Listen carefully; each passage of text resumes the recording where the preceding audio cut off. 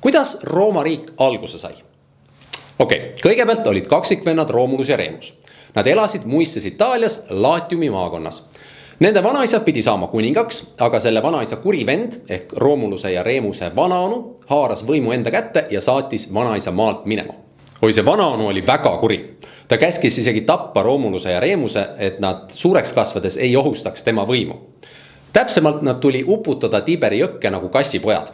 Ta oli põhimõtteliselt nagu gangster, kes ütleb, et viige Romulus ja Remus kalakestega ujuma.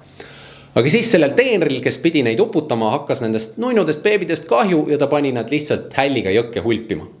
Aga õnneks nad jäid kuhugi kalda äärde kinni ja seal leidis nad üles üks emahunt. Aga selle asemel, et lapsi ära süüa, see emahunt vaatas, et oi kui nunnud beebid, nad on vist näljased ja ta imetas neid.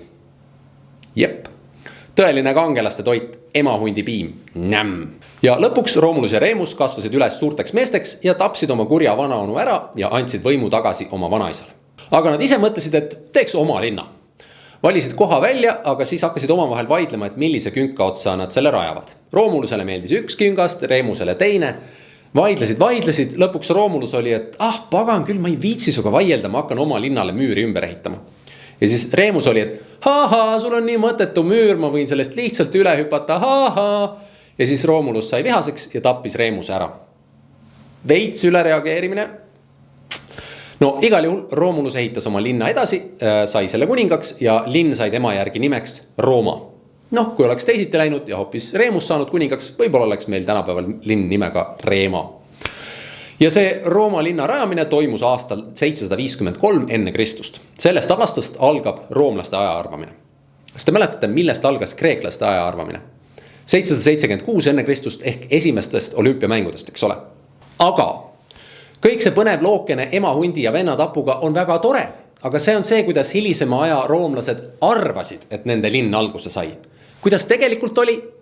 Tegelikult ei olnud mingit Romulust ega Remust, ei olnud emahunti ja see ei toimunud just täpselt aastal 753 enne Kristust. Asi on selles, et Rooma linna algusaegadest ei ole tegelikult ühtegi kirjalikku allikat, mis oleks sellel ajal kirja pandud. Kõik need lood on suuliselt edasi räägitud müüdid, mis kunagi 100 aastaid hiljem kirja pandi. Ja nii nagu juutide Vana Testamendi lugudes võib seal ka mingi tõetera sees olla, aga mitte nüüd hirmus palju. Tegelikkuses on Rooma linna ja riigi alguse kohta teada saamiseks vaja pöörduda hoopis arheoloogia ja esemeliste ajalooallikate poole. Ja arheoloogiliste väljakaevamiste tulemusel võib öelda, et tegelikult oli Rooma linn olemas juba millalgi 9. sajandil enne Kristust. Vähemalt on sellest ajast leitud hilisema Rooma linna aladelt mingi müüriga ümbritsetud asula jäänused.